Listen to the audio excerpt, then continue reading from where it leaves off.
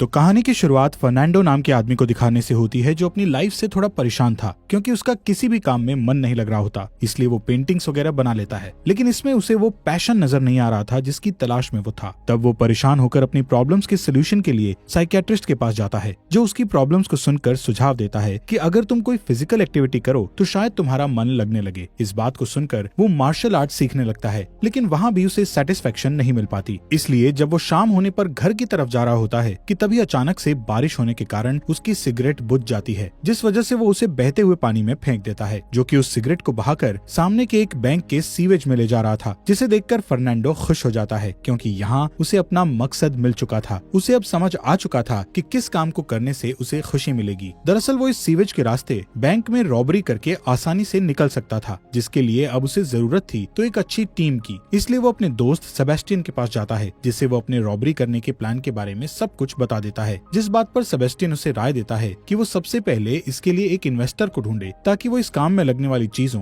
जैसे कि गाड़ी वगैरह का इंतजाम कर सके। जो बात फर्नांडो को भी सही लगती है, इसलिए वो एक ऐसे आदमी से मिलने के लिए जाता है जो उसके हिसाब से उसके इस काम में इन्वेस्टर का रोल निभा सकता था। लेकिन वो आदमी फर्नांडो को साफ मना कर देता है क्योंकि उसके पास इतने पैसे नहीं थे कि वो उसे फंडिंग दे पाए, जिसके कारण वो फर्नांडो को दूसरे आदमी का पता देता है जो कि उसके हिसाब से फर्नांडो की मदद कर सकता है। इसके बाद हमें मारियो नाम के आदमी को दिखाया जाता है, जो कि अक्सर अपनी बेटी के सैलून में सिर्फ इसलिए जाया करता था ताकि वो लड़कियों को ताड़ सके, जो देख उसकी बेटी लूसी उस पर काफी ज्यादा गुस्सा होती है क्योंकि वो ये सब करने के साथ चोरी का भी काम करता है। लेकिन मारियो उसकी बातों पर ज्यादा ध्यान न देते हुए उसे पैसे देकर चला जाता है। जिसके बाद रात के समय हम उसे घर में विंडो के जरिए घुसते हुए देखते हैं, जहाँ पहुंचकर वो बहुत ही आसानी से एक सेफ को खोलकर उसके अंदर रखे सारे पैसे चुरा लेता है। फिर वो चुपचाप बाहर आता है, जहाँ एक कार उसके पीछे लगी हुई थी। जो बात मारियो को पता लग चुकी थी, उसे लगता है कि शायद पुलिस का कोई आदमी उसका पीछा कर रहा है, लेकिन कार में असल में फर्नांडो होता है, जिस पर मारियो हमला कर देता है। लेकिन जब वो देखता है कि फर्नांडो के पास कोई गन नहीं है, तो वो उसे छोड़कर वहाँ से सीधा अपने घर चलाता है, जहाँ उसे अपने एक दोस्त का वॉइसमेल मिलता है, जिसमें वो मारियो को बता रहा होता है कि फर्नांडो नाम का एक आदमी उससे मुलाकात करना चाहता है क्योंकि उसके पास एक बहुत ही जबरदस्त प्लान है, इसलिए वो कल उससे जाकर मिल ले। जो बात सुनकर मारियो अगले दिन एक आइसक्रीम पार्लर में फर्नांडो से मिलने के लिए पहुंच जाता है, जहां दोनों ही एक दूसरे को पहचान जाते हैं। फिर फर्नांडो मारियो को लेकर उस बैंक को दिखाने के लिए लेकर जाता है, जहां वो उसे अपने इस रॉबरी के प्लान के बारे में सब कुछ बहुत अच्छे से समझाता है। फिर वो पास ही की एक सीवेज लाइन का ढक्कन हटाकर उसमें मेजरिंग टेप डाल देता है, ताकि वो रोड से इस सीवेज की दूरी नाप पाए। इसलिए अब दोनों पास ही के एक दूसरे मेन होल को खोलकर उसमें उतर जाते हैं, जिससे उन्हें पता चलता है कि ये दूरी असल में 18 मीटर की है। जो सब देखकर अब मारियो को भी यकीन हो चुका था कि फर्नांडो के प्लान में दम तो है, इसलिए वो इस रॉबरी में उसका साथ देने के लिए तैयार हो जाता है। जिसके बाद वो सीधा अपनी बेटी लूसी के पास पहुंचता है, जो कि अब भी उससे काफी नाराज थी क्योंकि वो काफी देर से घर पहुंचा था और उससे ये भी शक था कि उसके पिता ने कहीं फिर से तो कुछ उल्टा काम शुरू नहीं कर दिया है, जिस बात पर मारियो काफी बहाने बनाता है। फिलहाल इसके बाद दूसरे दिन मारियो उसे फर्नांडो के बारे में बताने वाले यानी कि देबुजा के साथ उससे मिलने के लिए जाता है, जहाँ पर फर्नांडो इन्हें और भी चीजें बताने लगता है। तो मारियो देबुजा से बोलता है कि उसे ये प्लान तो बहुत पसंद आया, पर उसे फर्नांडो की काबिलियत पर शक है। जिस पर देबुजा बोलता है कि वो चिंता ना करे क्योंकि अगर इस रॉबरी के दौरान कुछ भी गड़बड़ हुई तो वो उसे ही फंसाकर निकल लेंगे। इसलिए अब मारियो शांति के साथ फर्नांडो की सारी बातें सुनने लग जाता है, जिसमें हम जान पाते हैं कि फर्नांडो को बैंक में लगे सेंसर्स की चिंता थी, जिसका इलाज मारियो के पास होता है। जिसके लिए अगले ही दिन मारियो अपने एक दोस्त सेबेस्टियन के साथ बैंक में जाता है और वहाँ मौजूद हर एक चीज की एक कैमरे के जरिए फोटोज लेने लगता है। जो बात वहाँ के सीसीटीवी कैमरा के जरिए जब सिक्योरिटी तक पहुँचती है, तो वो लोग मारियो को पकड़कर उसकी तलाशी लेने लगते हैं। साथ ही वो लोग उसके कैमरे को खोलकर देखने लगते हैं, लेकिन वो पूरी तरह से खाली होता है। इसलिए मजबूरी में उन्हें मारियो को छोड़ना पड़ता है क्योंकि उसने तलाशी से पहले बहुत ही सफाई के साथ कैमरे में लगी मेमोरी चिप को निकाल लिया था। जिसके बाद ये सभी लोग मिलकर बैंक के ब्लूप्रिंट को देख रहे होते हैं, जहाँ फर्नांडो सभी से कहता है कि उन्हें अब किसी तरह से बस ये पता लगाना होगा कि बैंक के बैक डोर से सीवेज के मेन होल तक की दूरी कितनी है, जो काम देबुजा बहुत ही आसानी से कर देता है। वो बताता है कि ये दूरी असल में 60 मीटर और 20 सेंटीमीटर है, इसलिए अब उन्हें उतनी ही दूरी तक मेन होल से एक टनल को खोदने का काम करना था, ताकि ये लोग उस रास्ते के जरिए रॉबरी करने के साथ आसानी से बाहर भी निकल सकें। इसलिए अब सभी काम पर लग जाते हैं, जिस दौरान इनके सामने एक और मुसीबत आती है, जब फर्नांडो बैंक के सेफ्टी बॉक्स को खोलने की बात करता है, क्योंकि उन्हें कुल मिलाकर करीब 400 से ज्यादा सेफ्टी बॉक्सेस खोलने होंगे। इसलिए फर्नांडो के कहने पर मारियो इसी बैंक की दूसरी ब्रांच में जाकर एक सेफ्टी बॉक्स रेंट पर लेता है, जिससे उसे इस बात का आइडिया हो जाता है कि वो कैसे कैसे खुलेगा और साथ ही ये दिखता कैसा है। जिसके बाद ये सुरंग में वापस आ जाते हैं जो कि सेबेस्टियन ने आधी खोद दी थी, पर आगे का काम करने के लिए उसे कुछ इक्विपमेंट्स की जरूरत थी, जिसके लिए फर्नांडो मारियो से और इन्वेस्टमेंट करने की उम्मीद करता है, लेकिन वो इसके लिए साफ इनकार कर देता है क्योंकि वो ऑलरेडी काफी पैसा दे चुका था। फिलहाल फर्नांडो बैंक से चोरी करने के बाद भागने के लिए एक अजीब सी वैन लेकर आता है जो कि देखने से ही अजीब लग रही थी, इसलिए उनके ऊपर पुलिस को शक हो जाता है, जिस कारण वो इनके पेपर्स वगैरह चेक करने लगते हैं। यहाँ इस टीम का नया मेंबर एल्बर्ट काम आता है। वो अपनी वाइफ की मदद से पुलिस का शक दूर कर देता है, लेकिन उसने इन सब में अपनी वाइफ को भी शामिल कर लिया था, इसलिए मारियो को कुछ ठीक नहीं लग रहा होता। हालांकि एल्बर्ट उसे भरोसा दिलाता है कि वो बिल्कुल भी चिंता ना करे, उसकी वाइफ की वजह से इन्हें कोई भी परेशानी नहीं होगी। लेकिन अभी इनकी मुश्किलें और भी बढ़ने वाली थी, क्योंकि एक दिन जब ये ड्रिलिंग कर रहे थे तो उसकी वजह से लैंडस्लाइड होने के कारण इनके बचे हुए इक्विपमेंट्स भी टूट जाते हैं, जिसे फिर से लेने के लिए अब इन लोगों को दोबारा से मारियो की मदद मांगनी पड़ती है, जो कि इस घटना से अब पूरी तरह बदल चुका था। उसे लग रहा था कि वो लोग इस रॉबरी में कामयाब नहीं होंगे, इसलिए वो और पैसे देने से इनकार करने के साथ इस टीम को भी छोड़ देता है। जिस बीच फर्नांडो को एक दिन इस बारे में सोचने के दौरान एक आइडिया आता है, जिसके बारे में बात करने के लिए वो मारियो के पास पहुंच जाता है। वो उससे शेयर करता है कि बैंक का सिक्योरिटी सिस्टम काफी ज्यादा स्ट्रॉन्ग है, इसलिए अगर वो मेन गेट से एंट्री करें और रॉबरी के बाद अंडरग्राउंड टनल के जरिए बाहर निकलें तो पुलिस को इन पर बिल्कुल भी शक नहीं होगा, क्योंकि ये लोग बैंक के वर्किंग आवर के दौरान उसमें दाखिल होंगे। दरअसल वहीं एक ऐसा टाइम होता है जब ज्यादातर लॉकर्स खुले होते हैं। जो बात सुनकर मारियो फिर से खुश हो जाता है, क्योंकि उसे इस प्लान में दम लग रहा था, इसलिए वो फिर से टीम को ज्वाइन कर लेता है। जिसके बाद सभी रॉबरी की तैयारी में लग जाते हैं और फिर वो दिन आ जाता है जब उन्हें इस काम को अंजाम देना था। इसलिए ये लोग नकाब पहनकर मेन गेट से बैंक के अंदर घुसते हैं और बंदूक की नोक पर सभी कस्टमर्स को कंट्रोल करने के साथ उन्हें हॉस्टेजेस बना लेते हैं। इसके बाद वो कैशियर से पैसे बैग में डलवाने लगते हैं, जो देखकर बैंक का सिक्योरिटी ऑफिसर तुरंत पुलिस को इन्फॉर्म कर देता है और अगले ही पल पुलिस वहां आ भी जाती है। जिसके आते ही फर्नांडो एक हॉस्टेज को बाहर लाकर पुलिस को ऐसा दिखाता है कि वो लोग मेन गेट से ही बाहर निकलने वाले हैं। फिर ये लोग बैंक के सिक्योरिटी ऑफिसर को भी पुलिस के सामने बाहर निकाल देते हैं, जो देख पुलिस को ये समझ नहीं आ रहा होता कि आखिर ये सब करना क्या चाहते हैं। इधर बैंक के अंदर रॉबरी का फेज 2 चालू हो चुका था, जिसमें ये लोग सेबेस्टियन की मदद से एक मशीन के जरिए सभी लॉकर्स को जल्दी जल्दी तोड़कर पैसे निकालने लग जाते हैं। वहीं बाहर खड़ी पुलिस किसी भी तरह की जल्दबाजी करके कोई गड़बड़ नहीं करना चाहती थी, इसलिए कैप्टन फोन के जरिए रॉबर्स से बात करने की कोशिश करता है, जिस फोन को मारियो उठाता है और यहाँ वो पुलिस को उलझाने के लिए उनके साथ गप्पे लड़ाने लगता है। दूसरी तरफ ये लोग बैंक के सभी सिक्योरिटी कैमरास को तोड़ देते हैं, जिस दौरान पुलिस कैप्टन मारियो से बोलता है कि वो लोग अगर अभी सरेंडर कर देंगे तो उनकी सजा माफ हो सकती है, क्योंकि वो कुछ भी करके यहाँ से बाहर तो नहीं निकल पाएंगे। जिस दौरान मारियो को पता लगता है कि उनके हॉस्टेजेस में से एक ओल्ड लेडी का आज बर्थडे है, जिस वजह से मारियो उसे भी आजाद कर देता है। फिर वो कैप्टन से बोलता है कि उसने एक हॉस्टेज को आजाद कर दिया है, इसलिए अगर बाकी लोगों की जान को सेफ देखना चाहते हैं तो वो उनके लिए डिस्ट्रिक्ट अटॉर्नी को यहाँ बुलवा कर लाएं और साथ ही उनके सुरक्षित बाहर निकलने का भी बंदोबस्त करें। इसी दौरान जिस मशीन से लॉकर्स को तोड़ा जा रहा था वो ज्यादा गर्म हो जाने के कारण बंद हो जाती है, इसलिए ये लोग उसके ठंडे होने का इंतजार करने लगते हैं। हालांकि अब तक आधे लॉकर्स के पैसे फर्नांडो ने टनल में सेबेस्टियन के पास भेज दिए होते हैं। इसी बीच कैप्टन मारियो को फिर से समझाने की कोशिश करता है, पर मारियो उल्टा उन सभी का टाइम बर्बाद कर रहा होता है। इधर मशीन ठंडी होते ही ये लोग जल्दी से बाकी का काम खत्म करके टनल में जाने लगते हैं। जिन सब के बीच बाहर कैप्टन को भी अब तक अंदाजा हो चुका था कि मारियो सिर्फ उनसे टाइम पास कर रहा था। बाकी के लोग अंदर कुछ और ही खिचड़ी पका रहे हैं, इसलिए वो जल्दी से स्पेशल फोर्सेस को बुला लेता है। वहीं बैंक में फर्नांडो अपनी निशानी के तौर पर अपनी गन को वहीं छोड़कर चला जाता है। जिनके जाते ही सभी हॉस्टेजेस अपने फोन से पुलिस को अंदर की सारी सिचुएशन के बारे में बताते हैं, जो सुनकर स्पेशल फोर्सेस की मदद से पुलिस बैंक के अंदर घुस आती है, जहां ये लोग एक टनल को देखते हैं जिसके मुहाने पर एक ग्रेनेड लटका हुआ था।